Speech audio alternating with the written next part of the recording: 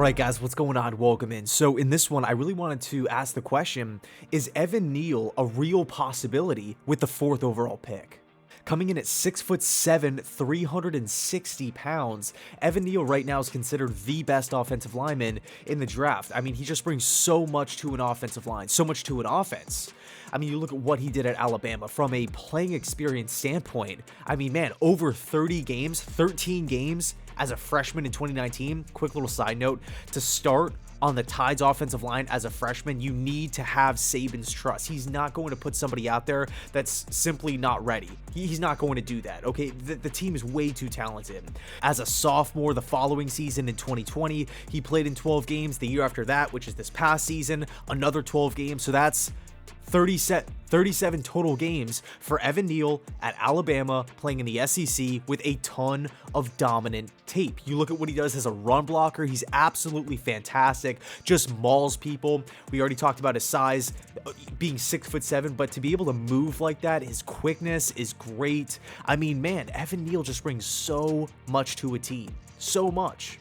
And it's clear that the Jets need help on the offensive line. We're looking at the current roster. Morgan Moses, set at the open market.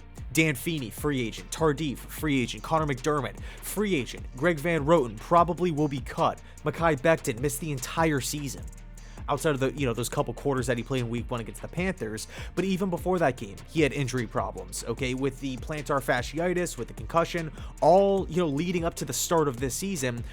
Will Becton be ready? How will he look when he gets back? Will he get hurt again? There's so many questions surrounding Mekhi Becton's health. I'm hoping everything is fine. I'm hoping, he comes back to that dominant play.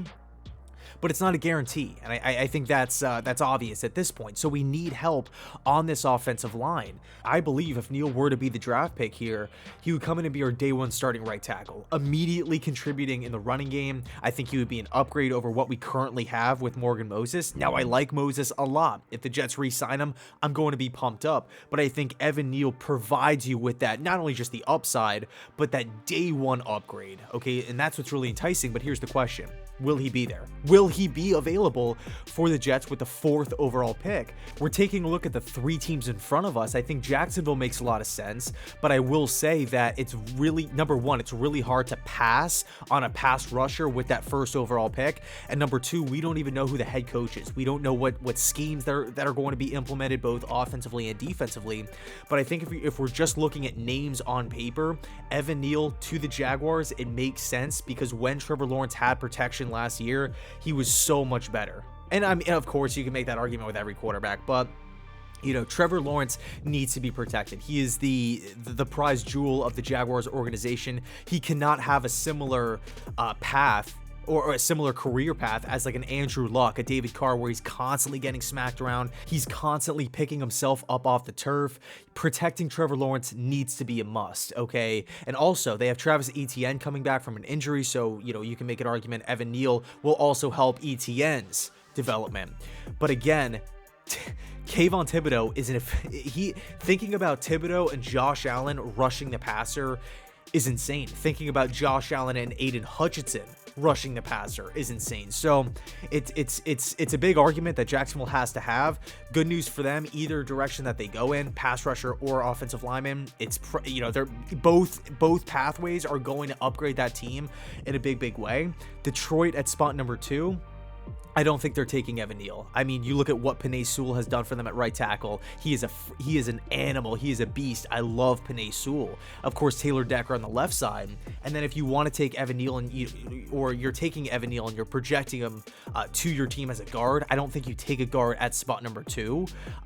Especially if you're the Lions and you have that 2nd first-round pick, you can go out and target a Kenyon Green if you want to attack that guard position. So Detroit, I don't feel like makes a lot of sense. I think the Lions are fully bought in with either Thibodeau or Hutchinson, whoever falls to them. And then at spot number 3, this is where it gets, this is that pick that I feel like is most likely to happen. But I will say, much like the Jacksonville Jaguars, we don't know who the Houston Texans head coach is going to be. This is a roster with a lot of holes. I personally feel like they need a true lockdown cornerback one. I think that will greatly benefit that Texans defense. But again, we don't know who the head coach is going to be. So many questions loom. Will the new head coach prefer Davis Mills? What's happening with Deshaun Watson? Will they acquire more draft picks? Could the Texans trade down to acquire more picks to fill roster holes elsewhere? Or will they just sit at 3 and go with the best available player, which could potentially be Evan Neal?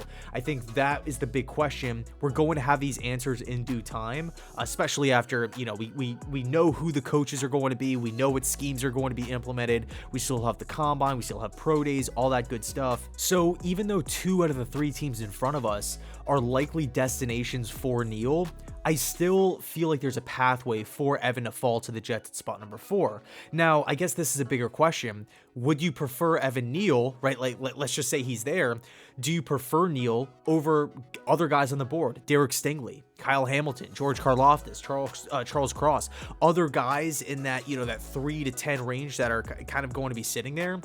Or would you just say, hey, Neal's the best player on the board. He would come in and fill a position of need. He's a day 1 starter. We're taking him. We have all these question marks on the offensive line. We're taking Neal. Just don't overthink it. Turn in the card. So it should be an interesting discussion.